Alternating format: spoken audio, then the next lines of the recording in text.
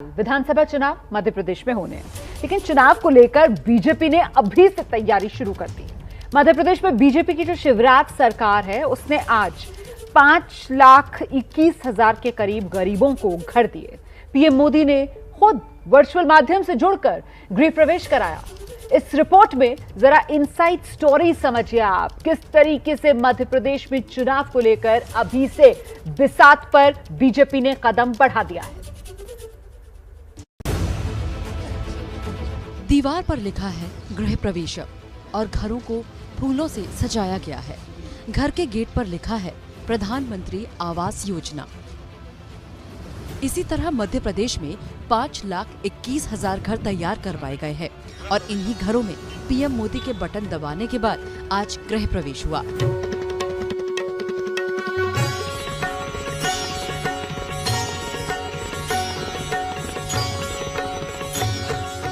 PM Modi इस कार्यक्रम में वीडियो कॉन्फ्रेंसिंग के जरिए शामिल हुए। हमारे देश में कुछ दलों ने गरीबी दूर करने के लिए नारे बहुत लगाए, लेकिन गरीबों को सशक्त करने के लिए जितना होना चाहिए था वो नहीं हो पाया। आज का ये कार्यक्रम पीएम मोदी के इस बयान के साथ ही एमपी में बीजेपी ने विधानसभा चुनावों के लिए अपना बिगुल फूंक दिया। और ऐसा इसलिए क्योंकि पीएम ने अपने भाषण में न सिर्फ कांग्रेस पर हमला बोला, बल्कि इस योजना को महिलाओं के आत्मसम्मान का प्रतीक बना दिया। ये 5.25 लाख घर गांव की गरीब महिलाओं को लखपति बनाने के अभियान का प्रतिबिंब है। अब जरा ये समझिए कि आखिरकार पीएम मोदी के इस भाषण के मायने क्या हैं। बीजेपी ने जिन 4 राज्यों में जीत का परचम लहराया है, इन राज्यों में यूपी की जीत सबसे अहम है।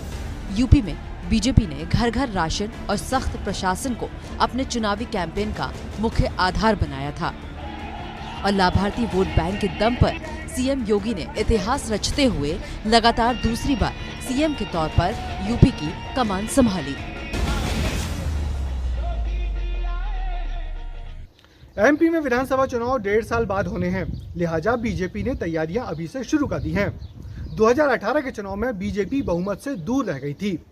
जोड़ तोड़ के बाद बीजेपी ने सत्ता में वापसी तो की है, मगर इस सत्ता को बचाए रखने की बड़ी चुनौती बीजेपी के सामने है। लिहाजा 1.5 साल पहले ही ये सारी तैयारियां शुरू कर दी गई।